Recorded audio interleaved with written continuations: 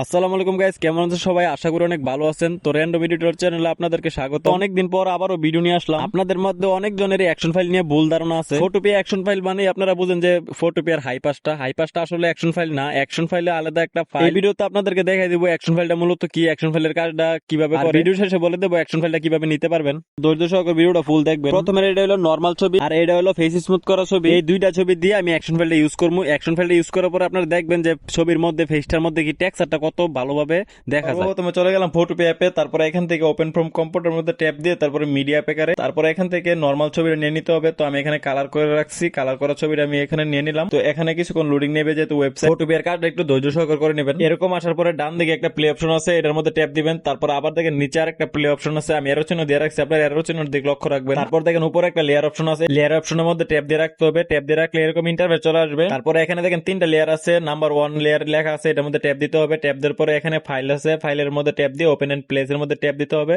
তারপর মিডিয়া পিকার, তারপরে এখানে যে ছবিটা ফেস স্মুথ করছিলেন, ফেস স্মুথ করা ছবিটা এখানে সিলেক্ট করে দিবেন।